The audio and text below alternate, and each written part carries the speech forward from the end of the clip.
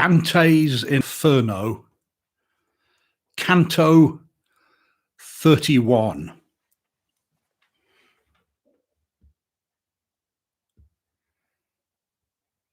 The selfsame tongue that first had wounded me, bringing the scarlet blood to both my cheeks, thus to my sore applied the remedy.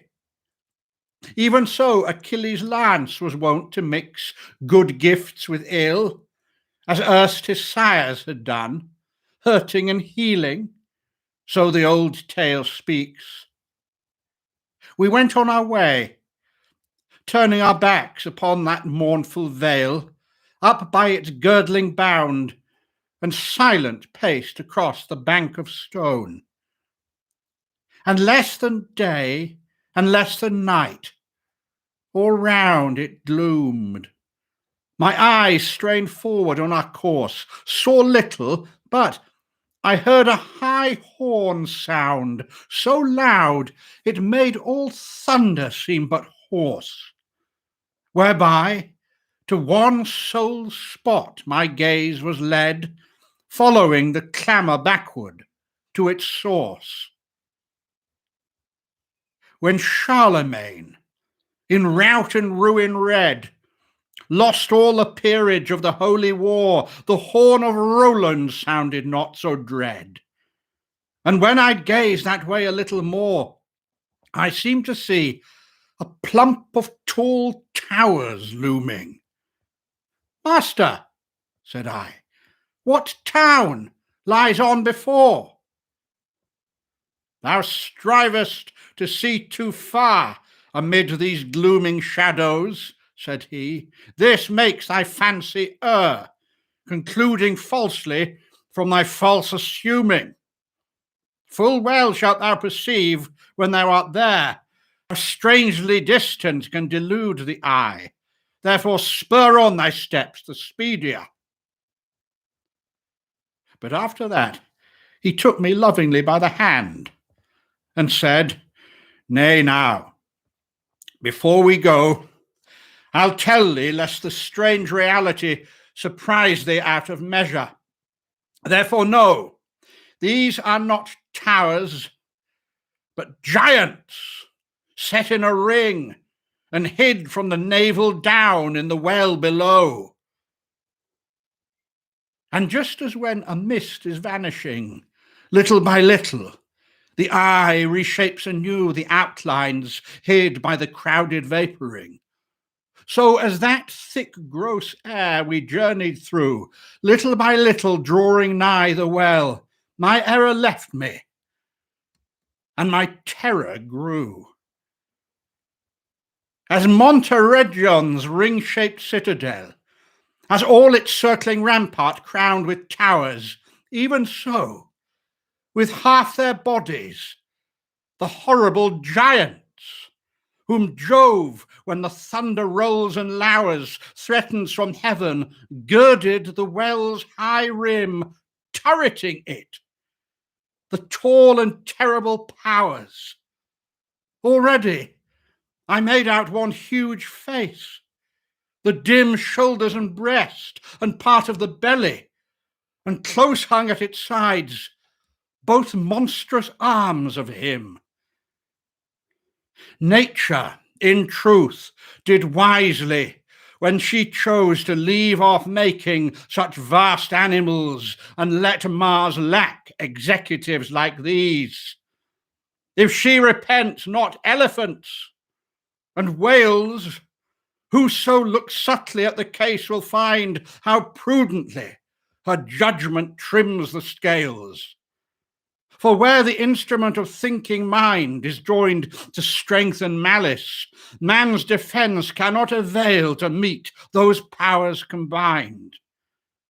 As large and long his face seemed to my sense as Peter's pine in Rome, and every bone appeared to be proportionately immense, so that the bank which aproned him from zone to foot still showed so much 3 Frisians might vainly boast to lay a finger on. For From the place at which a man's mantle is buckled downward, you may call me liar if he measured not 30 spans. Raphael, my Amek Zabi Almi! The savage mouse began to bawl. Such was the sweetest and the only psalm he could sing. Stick to thy horn, thou stupid soul, my guide called up. Use that to vent thy breast when rage or other passions through thee roll. Feel at thy neck and find the baldric lace that girds it on thee. See, O spirit confused, the horn itself that hoops thy monstrous chest. And then to me, himself he hath accused. That's Nimrod, by whose fault the gracious bands of common speech throughout the world were loosed. We'll waste no words, but leave him where he stands, for all speech is to him as is to all that jargon of his which no one understands. So turning to the left beside the wall, we went perhaps a crossbow shot to find a second giant, still more fierce and tall. I do not know what master hand could bind him thus, but there he stood, his left hand bound fast down before him, and the right behind by an iron chain which held him closely wound down from the neck, and on the part displayed above the brink the turns went 5 times round. So proud a spirit was this, my leader said, he dared to match his strength against high Jove. And in this fashion his reward is paid.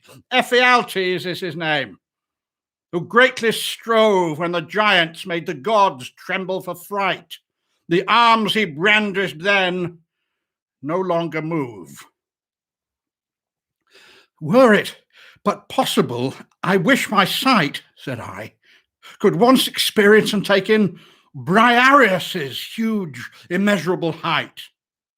Not far from hence, he answered, thou shalt win sight of Antaeus, who speaks and wears no chain, and he shall bear us to the bottom of sin.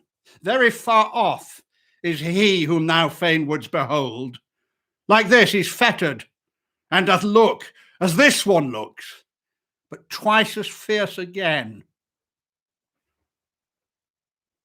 No terrible earthquake, trembling, ever shook a tower so mightily as forthwith huge Ephialtes in his fury shook, and never had I been so afraid of death, for which no more was needed save the fear, but that I saw the chains and dared draw breath. So I went on, and presently drew near Antaeus, 7 cloth yards above the well, without the head, his towering bulk rose sheer. Thou that of old, within the fateful veil, that made the name of Scipio ever glorious, when Hannibal with all his host turned tail, didst ravage by thy prowess meritorious 1,000 lions, thou whose aid, 'twould seem, might well have made the sons of earth victorious, hadst thou allied thee with thy brethren's team. Pray, be not loath, but lower us to the deep, where the great cold locks up Cocytus stream. Make us not go to Typhon, let not slip thy chance to Titius, for this man can give that which is craved for here. Curl not thy lip, but stoop, for he is alive, and can retrieve thy fame on earth, where he expects, so grace call him not early home, young years to live. Thus spake the master. He, all eagerness, stretched those enormous hands out to my guide, when Hercules endured so much distress. And when he felt them grasp him, Virgil cried to me, come here, and let me take thee. So he clasped me, and made one bunch of us, twined and tied, as Carisenda looks, when one stands below on the leaning side and watches a passing cloud drift over against the slant of it, swimming low. Antaius looked at me as I watched him bowed, ready to stoop, and that was a moment such that I heartily wished we might travel another road.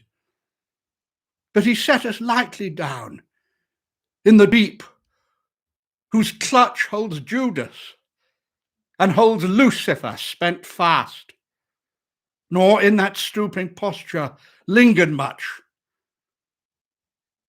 but swung him up as in a ship the mast.